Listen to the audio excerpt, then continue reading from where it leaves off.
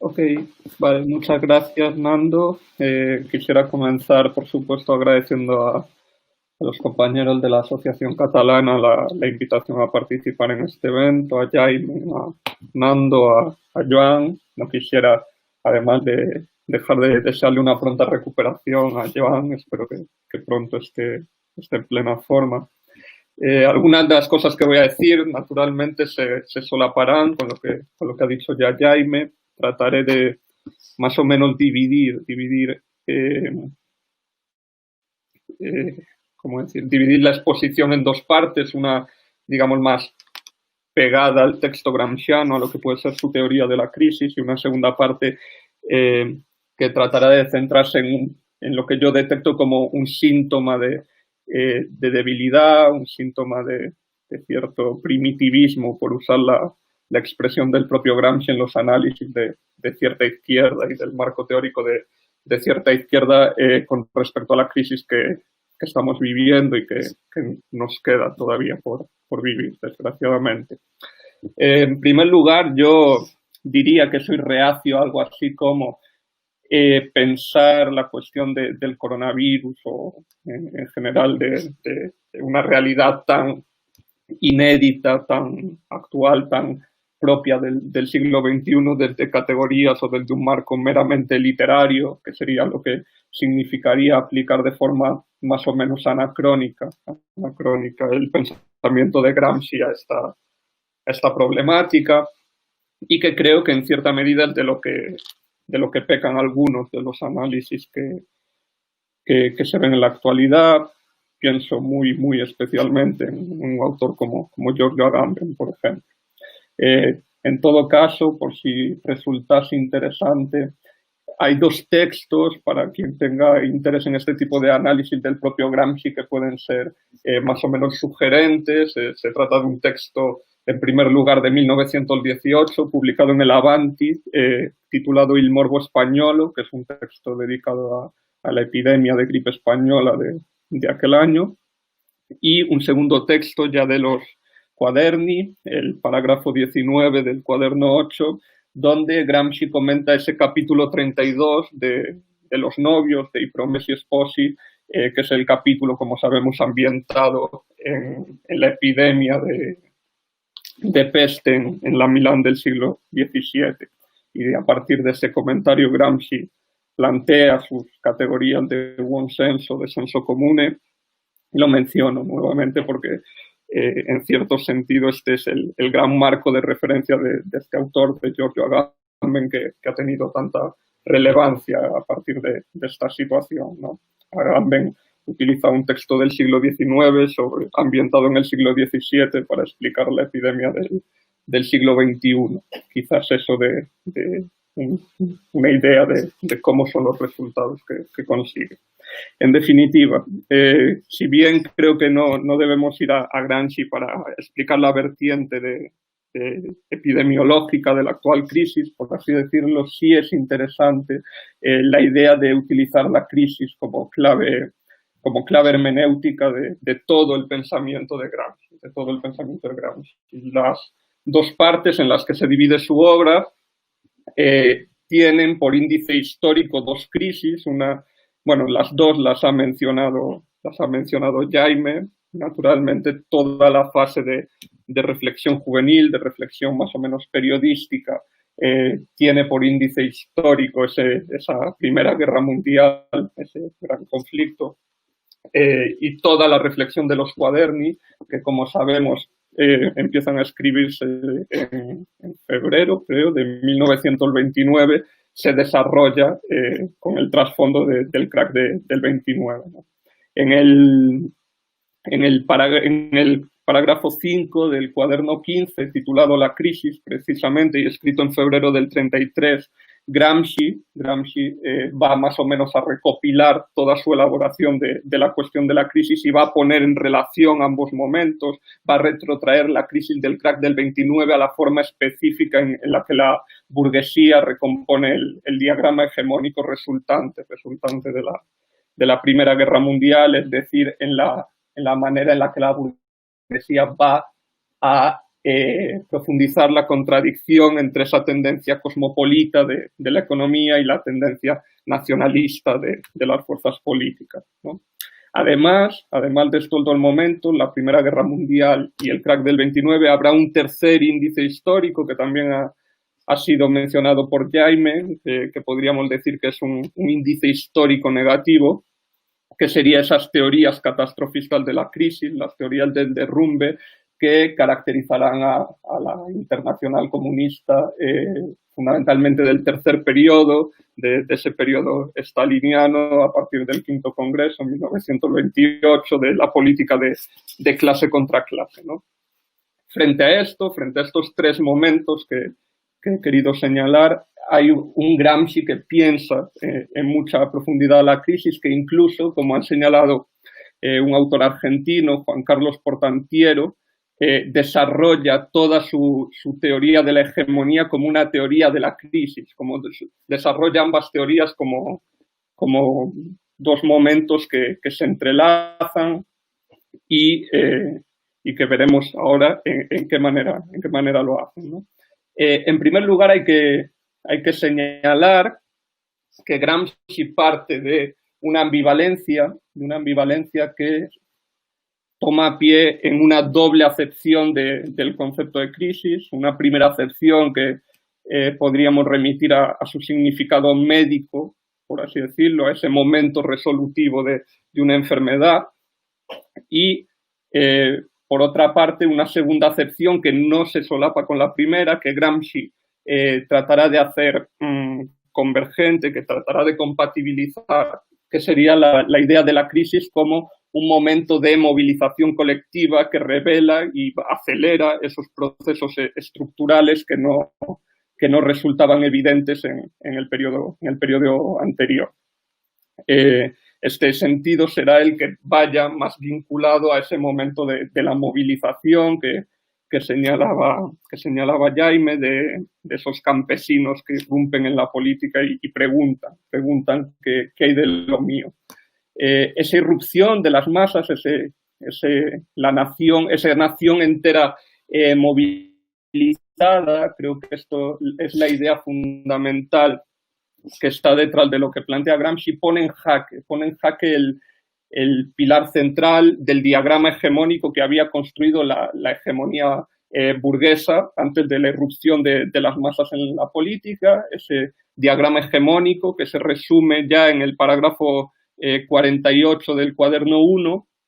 y que, por decirlo muy rápidamente, distingue una esfera pública, una esfera de una sociedad política, del Estado, de una esfera privada, una esfera de la sociedad civil, distingue un momento de la neutralización del conflicto político y un momento de movilización del conflicto en la esfera privada, ese momento de civil. La idea de Gramsci es que la movilización de las masas en la guerra, la asunción de tareas públicas por parte de cada ciudadano, por parte de los campesinos, por parte del movimiento obrero, tareas públicas, en este caso, obviamente, asumidas por la vía militar, como decía Jaime, va a romper el esquema, va a romper esa distinción clásica entre sociedad política y sociedad civil, entre la esfera pública y la esfera privada, y va a producir, dice Gramsci en el cuaderno 4, parágrafo 69, una crisis de la representación en la cual los partidos ya no pueden representar a las clases que no les servían de sustento, a las cuales traducían a la esfera política. Ante esta crisis de la representación, señala Gramsci, hay dos posibles soluciones. Aquí creo que yo me desviaría quizá un poco de lo que ha dicho Jaime. Hay la crisis reaccionaria, que sería la solución por la vía burocrática, ya sea civil o militar, por las vías del cesarismo o del bonapartismo, y habría una solución que sería la que permitiría, aun en toda su complejidad, en toda la complejidad de los estados capitalistas occidentales, digamos, tomar la crisis a la ofensiva, que sería la opción de la creación de un orden nuevo que se expresaría en estos términos en la época conciliar y que se expresaría en los términos de la hegemonía, de la construcción de un nuevo Estado, de una nueva élite que viniese a abolir la categoría de subalternidad en los cuadernos de la cárcel. Por lo tanto, y aquí tomo la idea de Giuseppe Prestipino, lo que aparece en Gramsci es una dialéctica histórica que en todo momento tiene dos posibles soluciones. Por un lado, una solución reaccionaria, que en el momento de la crisis, en el momento de la posguerra, sería la solución por la vía cesarista, por la vía bonapartista, y una solución progresiva sería la propia de la que favorece una posible hegemonía de las clases subalternas, favorece la creación de un nuevo orden. Ante este marco, que he tratado de resumir muy rápidamente, Gramsci va a, en este pasaje de febrero del 33, titulado La crisis, dar un paso más, tanto en el plano, digamos, cronológico, es decir, un paso más con respecto a sus formulaciones del comienzo de los cuaderni de 1930, como en el paso conceptual. Va a llegar a lo que sería la culminación de su teoría de la crisis. En lo que hace al plano cronológico, ya en 1930 Gramsci había introducido la idea de un análisis de las formaciones sociales, un análisis de lo que él llama el bloque histórico, de una formación social históricamente concreta, en los términos de correlaciones de fuerza. Una única y repetible históricamente de un marco económico, un marco político y un marco militar. La crisis, en relación a este modelo de análisis de las sociedades y de elaboración de estrategias políticas basado en correlaciones de fuerzas, sería un momento,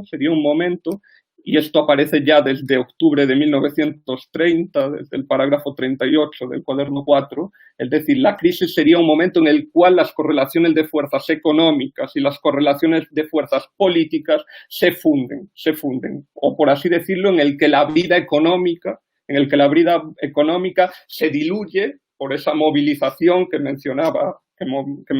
antes y permite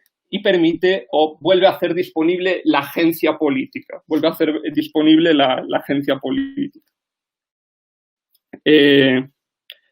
Es decir, esta fusión de las correlaciones de fuerzas económicas y políticas se corresponde, como señalaba antes, con esa fusión o con esa ruptura de la distinción entre sociedad política, que sería aquella que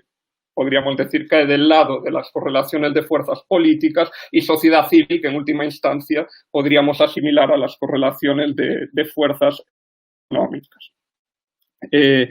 Lo que es importante, bueno, de aquí se siguen dos conclusiones relevantes de este modelo de análisis. En primer lugar, la distinción entre ambas relaciones y lo que he mencionado de la posibilidad de dos soluciones, una progresiva y una regresiva a la crisis, significa que la crisis económica no se traduce mecánicamente a nivel político, no lleva implícita ya su solución, no lleva implícita ya la forma de superación de la crisis. Y, como he dicho antes, reactiva la agencia política, es decir, remueve los consensos que hasta ese momento parecían una jaula de hierro. Eso sigue siendo operante en la actualidad. Pensemos hasta qué punto la actual crisis ha removido consensos muy profundos, por ejemplo, respecto a la cuestión de la deuda de los países de la Unión Europea, etc.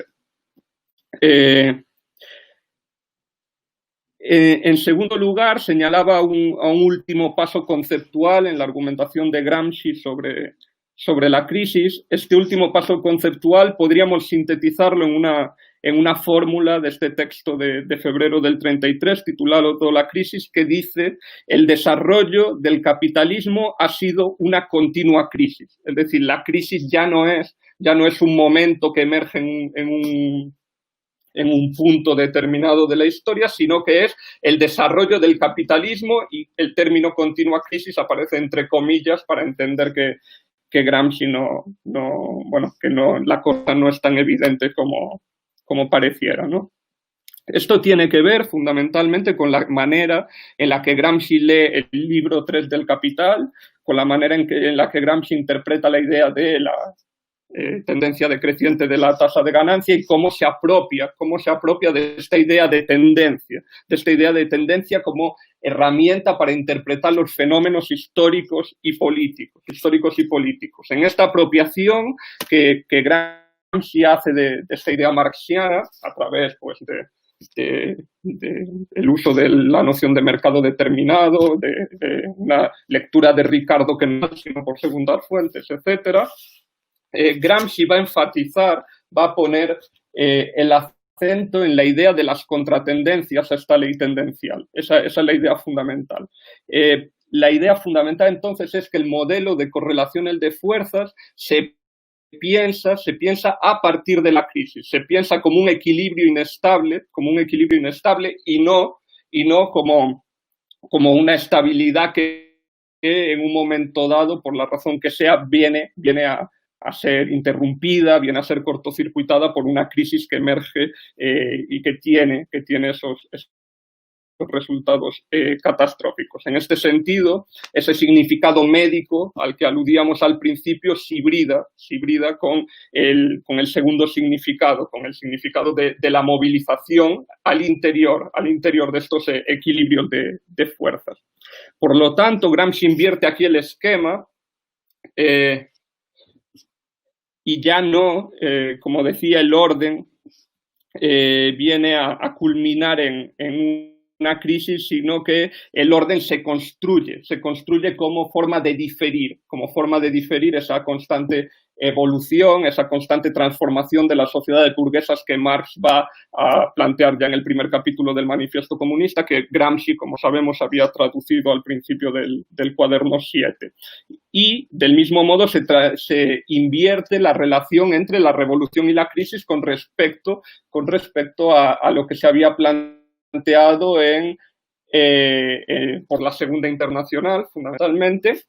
Es decir, la revolución no va a ser ya el resultado de una crisis, no es la crisis la que crea el sujeto revolucionario, sino que la constitución del sujeto revolucionario, la emergencia de estas masas al mundo de la política o la organización de las clases subalternas dentro de un orden hegemónico determinado va a ser la que ponga en crisis a ese orden. O sea, la creación del sujeto revolucionario en esta revolución como proceso es la que genera la crisis y no es la crisis la que genera el sujeto revolucionario. En este sentido, se produce la inversión completa del esquema de la Tercera Internacional. Por ir ya en los 5 minutos que me quedan, 5 más o menos, a la cuestión de acercarlo a la realidad presente, siguiendo un poco el análisis de dos autores, de Fabio Frosini por un lado y de Luca Michelini por otro. Quiero centrarme en la idea de cómo las medidas que se han tomado en la actualidad son formas de movilización de toda la población, por fortuna, ¿no? Una movilización de tipo bélico, pero que sí implica algunas de las medidas propias de la economía de guerra, como ha señalado Michelini. Implica además esa disolución a la que refería a partir de la idea de movilización en Gramsci, por la cual cada ciudadano privado ha de asumir tareas públicas, en este caso tareas fundamentalmente vinculadas a la sanidad, y se produce en cierto sentido una ruptura de esa diferenciación nítida entre el espacio público y el espacio privado. En este contexto, como sabemos, se ha recurrido por parte de las instancias del poder a una retórica bélica, una retórica que se refiere a una primera línea, a hospitales de campaña, economía de guerra, a medicina de guerra, etcétera, que pretendía movilizar, como decía, a toda la población en una causa nacional común, del mismo modo que ocurría en la retórica bélica, con la retórica bélica y en las causas bélicas, perdón.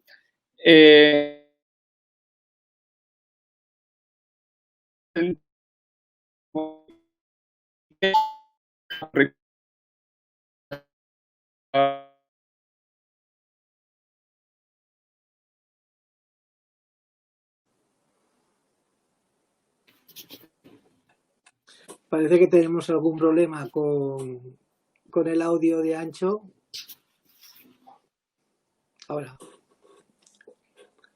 ¿Ahora sí? Sí, retomamos. Cuando quieras, Ancho. Ok. Vale, decía que este recurso a la retórica bélica ha sido muy criticado por parte de intelectuales, de analistas vinculados tradicionalmente al ámbito de la izquierda, y lo que quisiera plantear es que hay un cierto primitivismo político, que esta expresión, el del propio Gramsci, no es un afán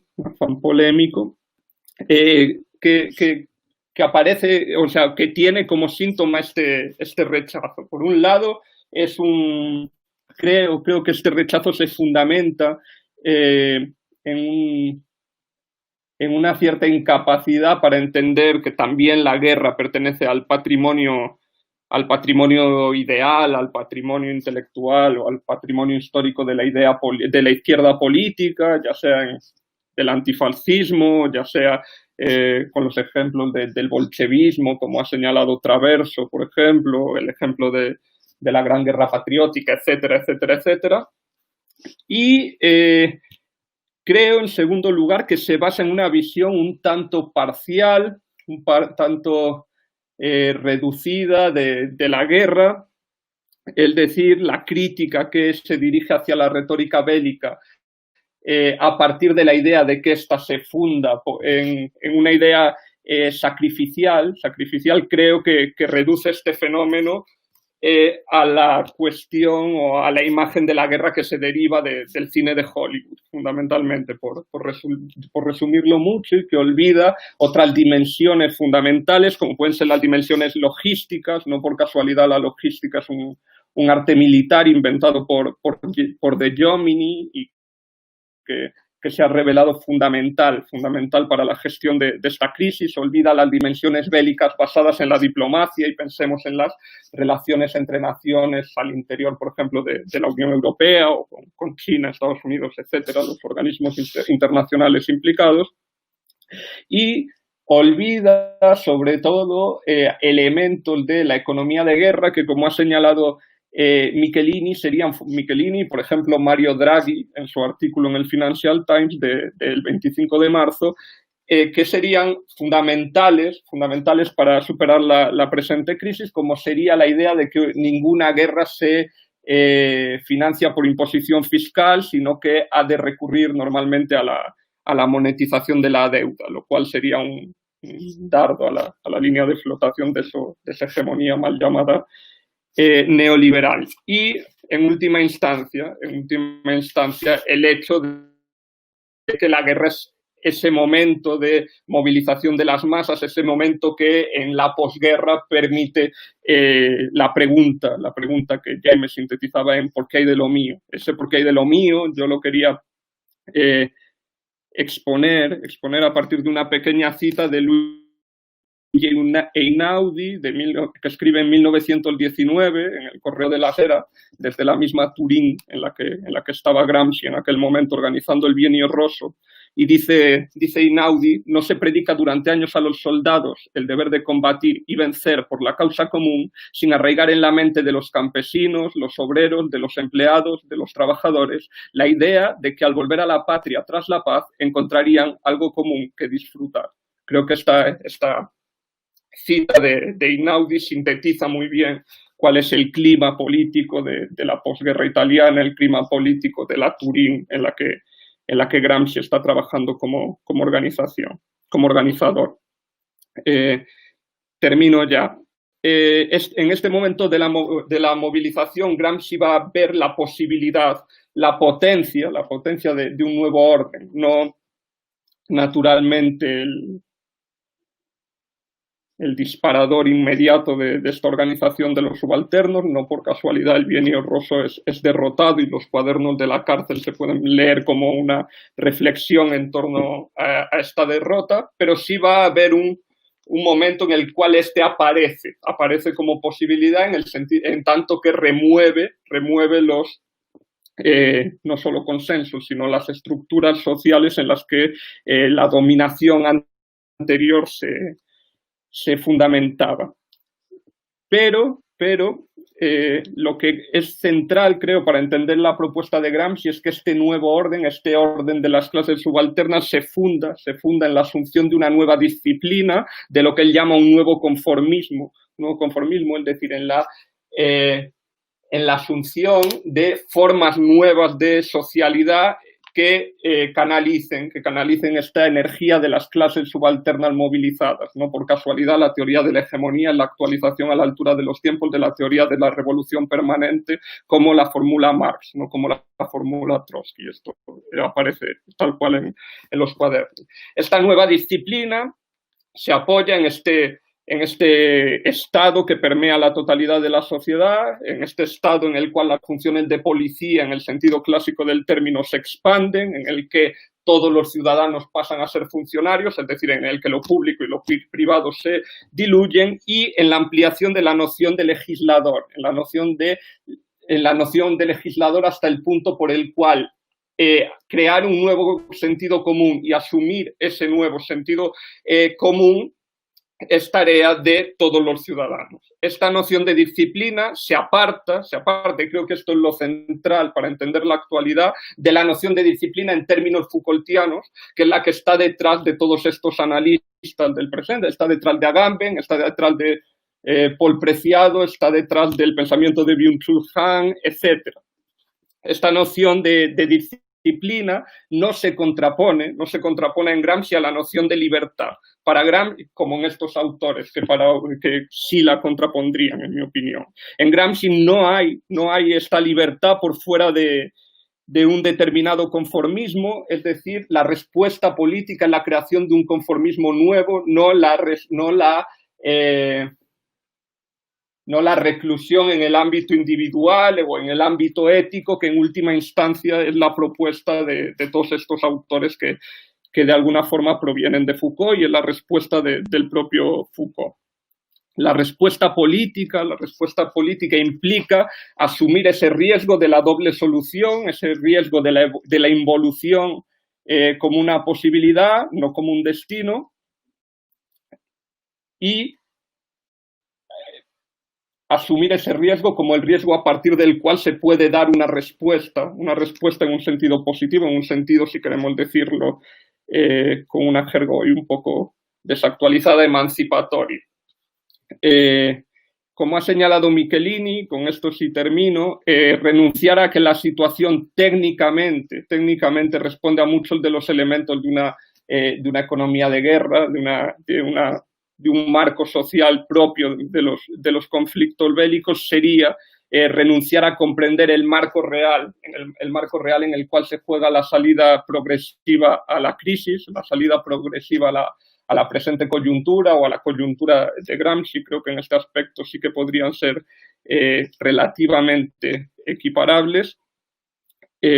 Y significa recluirse en un ámbito que, como he dicho, es fundamentalmente ético, es fundamentalmente individualista, pero